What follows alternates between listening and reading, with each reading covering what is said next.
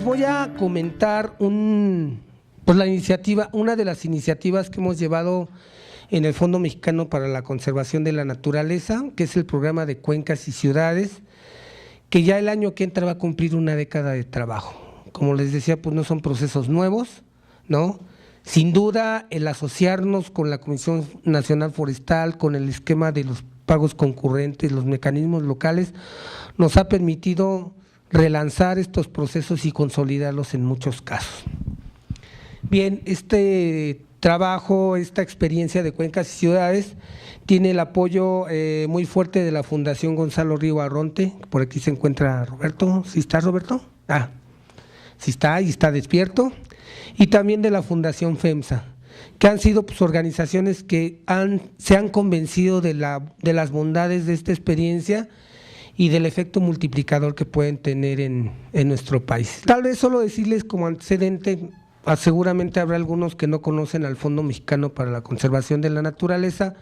Recién cumplimos 15 años de existencia, somos el fondo ambiental más grande de México, uno de los más grandes de Latinoamérica, y pues estamos orientados a la conservación del patrimonio natural de México, principalmente basado en las actividades que llevan a cabo organizaciones civiles y comunitarias del país. Entonces, en otras palabras, nosotros no podríamos avanzar mucho sin la cooperación que tenemos como organizaciones similares a las de ustedes.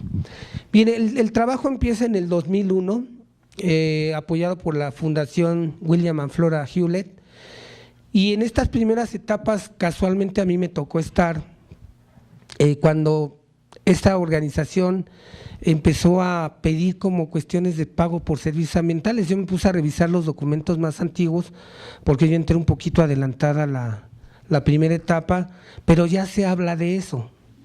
O sea, ya se hablaba de pago por servicios ambientales, o más bien de los servicios ambientales. Esta primera etapa del proyecto lo que buscó básicamente fue establecer una relación, ¿verdad?, entre pues, una serie de recursos naturales y comunidades y las ciudades que estaban recibiendo esos servicios. El proyecto se trabajó con 3 organizaciones, una del sureste, en Oaxaca, una del centro, Guardianes de los Volcanes, una del norte que es Profauna. Y ya con Profauna veníamos trabajando programas de protección contra incendios. Entonces todavía pueden irse más atrás y ver que muchas cosas se empiezan a articular para que esto suceda. El programa tiene la duración hasta el 2005, hasta el 2004 me parece, y en el 2005 se empiezan a hacer los primeros tratos con la Fundación Gonzalo Río Arronte, que también en el tema era nueva, ¿no, Robert? En aquellos tiempos, en el tema de agua. ¿No? 2002. Ok. Bien, entonces ahí empieza la segunda etapa, que termina con una evaluación externa que, bueno, nosotros consideramos que fue positiva y que señaló en su momento la conveniencia de ampliar la duración de este planteamiento de trabajo. Más adelante les voy a dar algunos datos por los que consideramos que esto se percibió de esa manera, y recientemente en el 2010 empezamos la tercera etapa, que ya no solo cuenta con el apoyo de la Fundación Gonzalo Río Arronte, sino se empieza a incorporar otras organizaciones, en este caso la Fundación FEMSA.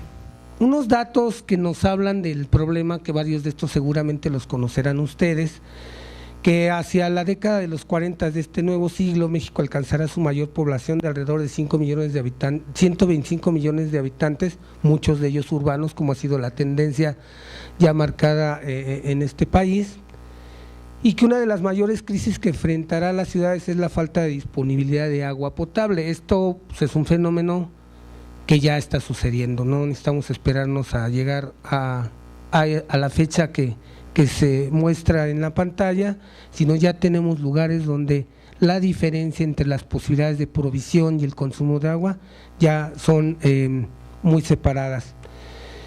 ¿Qué buscamos como objetivo de este proyecto? Mejorar el manejo de las cuencas que abastecen a 10 ciudades en México.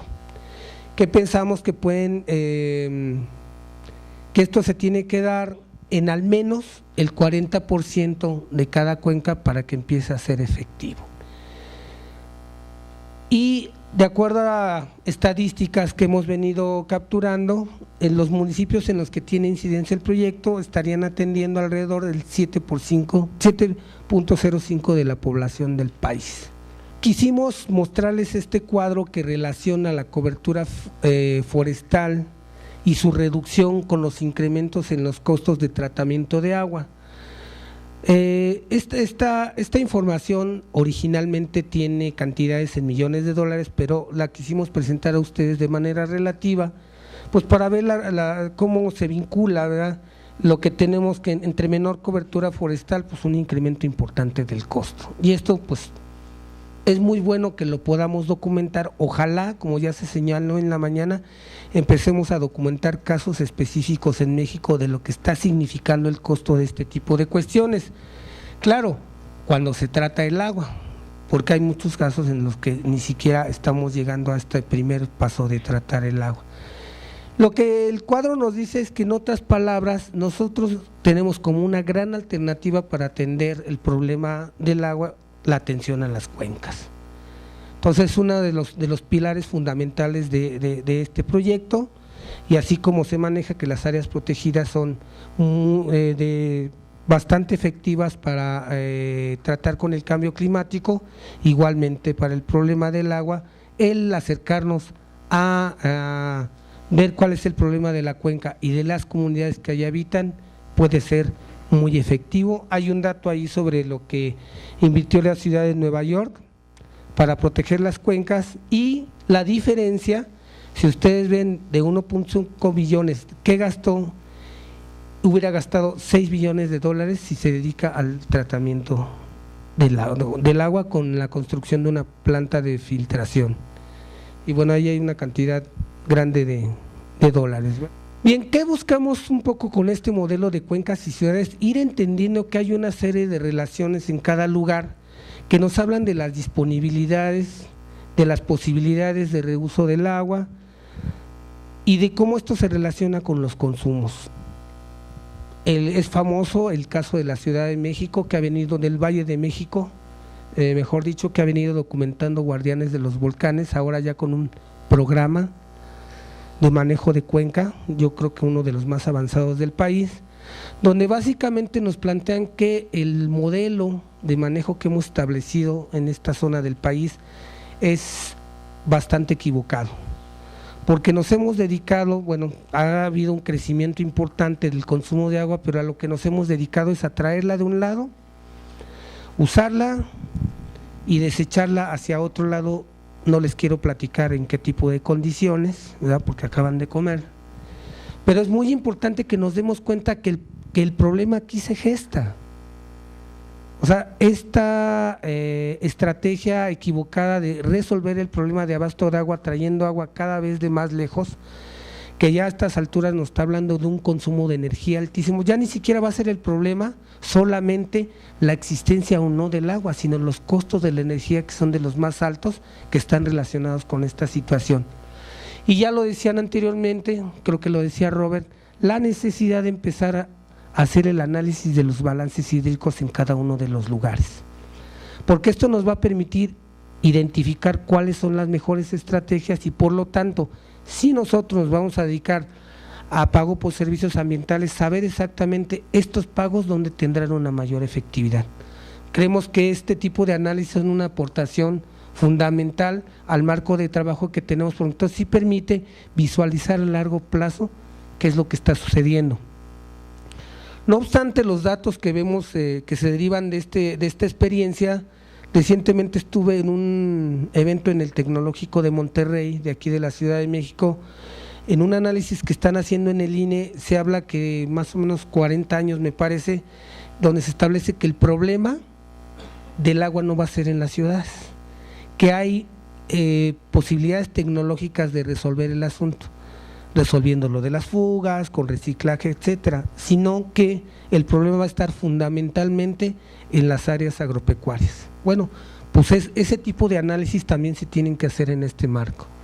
En otras palabras, necesitamos entender muy bien de qué problema estamos hablando para empezar a generar las soluciones que corresponda y que bueno, nosotros como organizaciones civiles dedicadas a un determinado tema, pues nos vamos a orientar a determinadas soluciones. No se podría atender todas, pero sí en términos de la planeación vale la pena tener visiones integrales. Bien, ahí pueden ver los distintos lugares de las experiencias que estamos teniendo, desde Mérida en la península de Yucatán hasta las mar norteñas en Monterrey, Saltillo y La Paz, pasando por las que ustedes pueden ver ahí.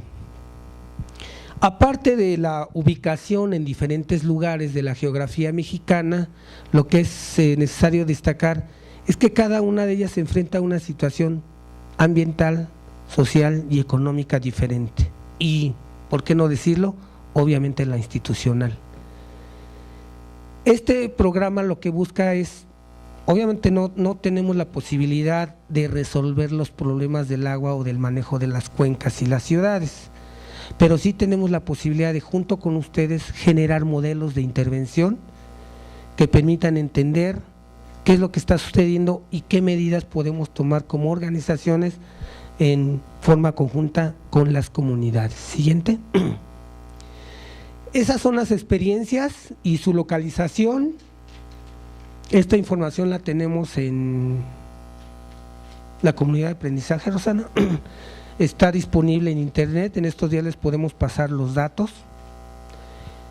Por lo que queríamos mostrar esto es para decirles que esto implica una serie de experiencias, recursos y metodologías de trabajo que están disponibles para todos y que es un poco la esencia también del programa de Cuencas y Ciudades. O sea, cómo empezamos a dar acceso a lo que está sucediendo en cada uno de estos lugares. Yo les puedo decir que caso Zapalinamé, por ejemplo, casi se menciona en cada evento, pero realmente no muchos conocen exactamente de qué se trata el caso de Zapalinamé, cuáles son las fuerzas que lo han llevado, qué mecanismo han seguido ellos para las cuestiones de los fondos, si tienen o no órganos ciudadanos. Entonces lo que queremos es precisamente, atrás de esto, darles a entender que hay una serie de recursos disponibles que en principio obviamente son de uso de la comunidad de aprendizaje de Cuencas y Ciudades, pero también los ponemos a disposición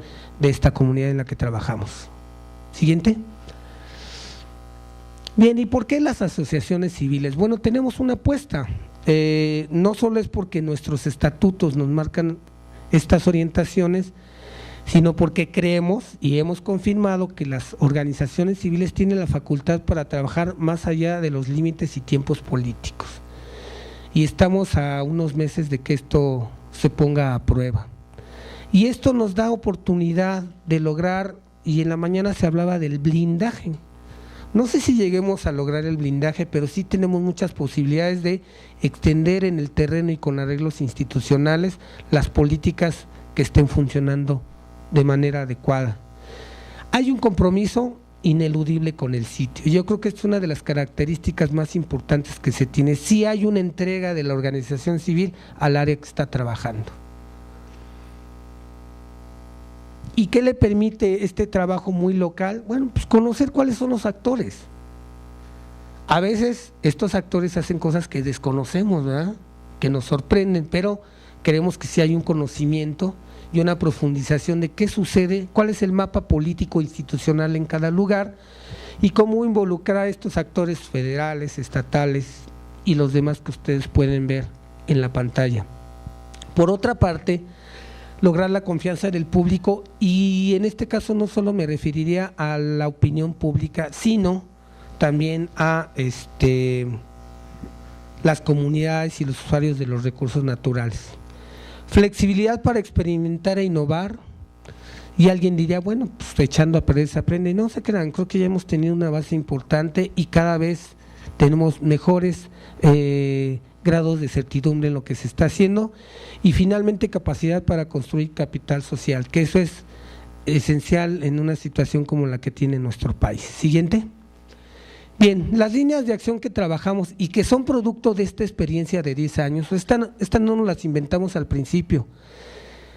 La ruda realidad con los golpes que nos ha asestado a nosotros como promotores y a las organizaciones locales han dado por resultado estas líneas. O sea, estas son resultados del aprendizaje y de la prueba y error y error y error y otra prueba. Entonces, la primera es comunicación y sensibilización, ya se dijo aquí, ya salió en las tarjetas, este es un elemento fundamental que tenemos que trabajar. En nuestro encuentro de febrero de este año, el de comunicación fue hace un año. Hace un año tuvimos un encuentro de la comunidad de cuencas y ciudades y tuvimos un taller de qué se trata esto de la comunicación ya con un enfoque de mercadotecnia. Pues ahí hay ejemplos que tenemos sobre repensar la cuenca, que ya se ha vuelto una publicación indispensable para los que nos dedicamos a estos trabajos, y bueno, ejemplos de Zapalinamé, Chiapas y demás. Lo más importante es que vayamos teniendo acceso a los diferentes medios para que esta sensibilización no se quede solo en lo que pensamos nosotros, sino empiece a incorporar otros elementos de actores alternativos. Siguiente. Espacios de coordinación y concertación, ya lo comentamos más temprano, hemos tenido que abordar y meternos a esta circunstancia de los arreglos institucionales y de entender lo que pasa allá adentro. En varios de los eventos en los que hemos trabajado, pues se nos comenta que los comités, por ejemplo, de Cuenca pueden o no funcionar, pero también si no intervenimos puede ser que nunca haya un progreso que se necesita. Y ahí como les decía, hay una serie de ejemplos alrededor de esto y yo creo que ya se está llegando el momento de empezar a documentar estos asuntos, porque es un problema que tenemos. Todavía hay insuficiente documentación de, a ver, Zapalinamé, ¿cómo le hiciste para convencer al organismo operador del agua, que es mixto privado-público, para que se metiera esta aventura? Eso no es tan fácil, ¿no? Y creo que ahí vale la pena escarbar qué es lo que está sucediendo. Está el grupo promotor para el establecimiento de un fondo de agua metropolitano para Monterrey y los comités de diferentes cuencas que han venido trabajando nuestros socios. Siguiente. El desarrollo de mecanismos de financiamiento y apoyo, y algunos dirán el dolor de cabeza no solo de cuencas y ciudades, sino de muchos de ustedes. Bueno, pues sí hay maneras de hacerlo, hay maneras exitosas de hacerlo. Yo creo que la asociación que estamos teniendo con la CONAFOR para promover esta cosecha de recursos en diferentes regiones empieza a dar frutos. Creo que todavía estamos lejos de acercarnos a las necesidades mínimas de financiamiento, pero ya estamos aprendiendo a caminar en ese sentido. Y creo que el intercambio que ha habido entre diferentes organizaciones para crear esto ya empieza a dar buenos resultados.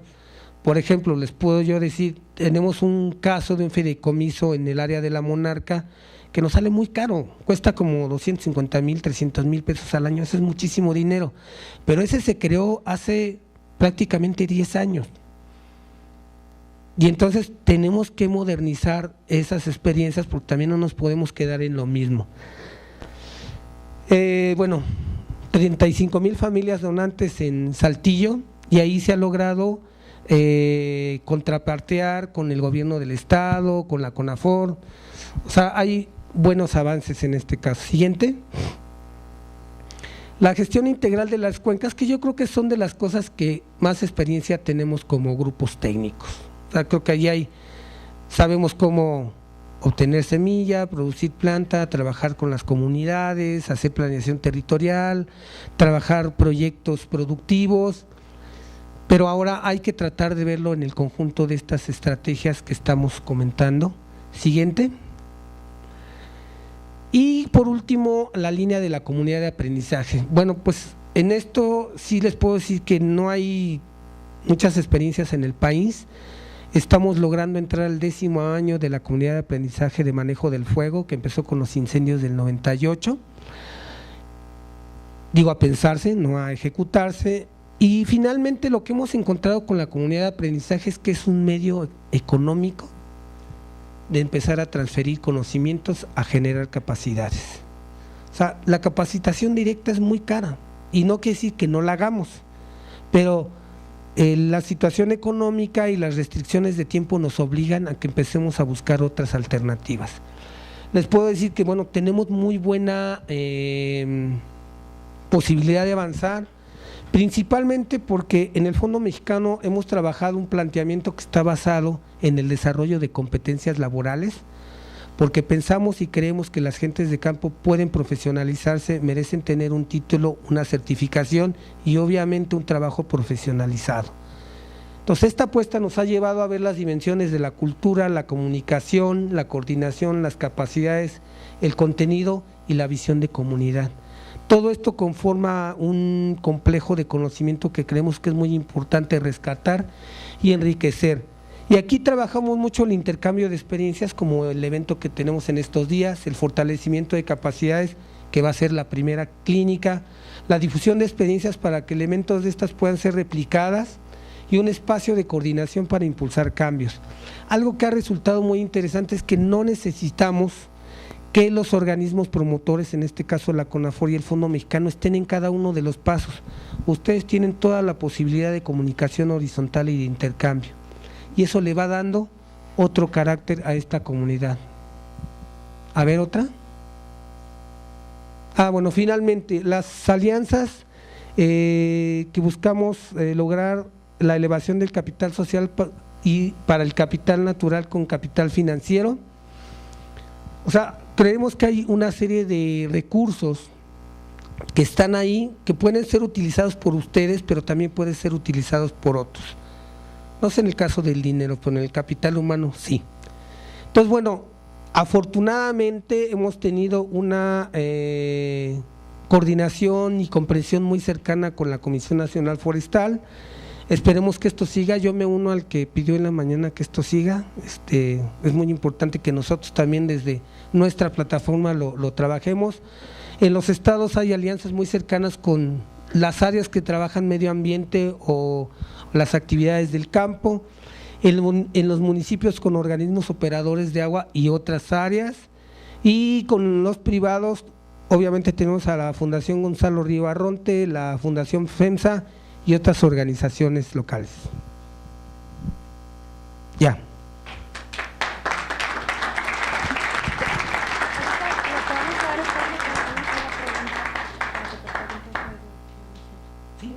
Bueno, debido a que Juan se acabó su tiempo, nada más vamos a dar ahorita espacio a una sola pregunta, si hay alguna duda. Y bueno, él va a estar aquí, ¿no? Los próximos días, cualquier cosa que quieran preguntarle. Entonces, no sé si hay alguna pregunta del programa de Cuencas y Ciudades. No, todo clarísimo. María. ¿Cómo se eligieron las ciudades participantes y si hay posibilidad de que entren algunas otras regiones en el programa?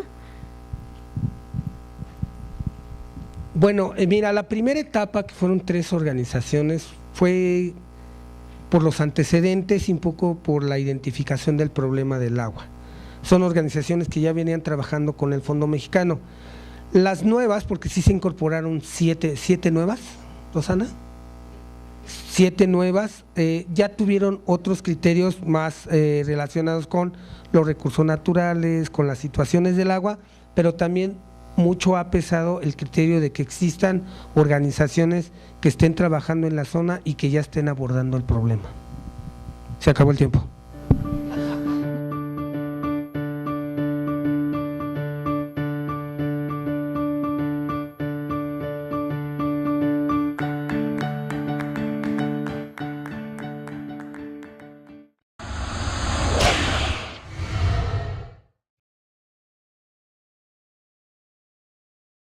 Vivir mejor.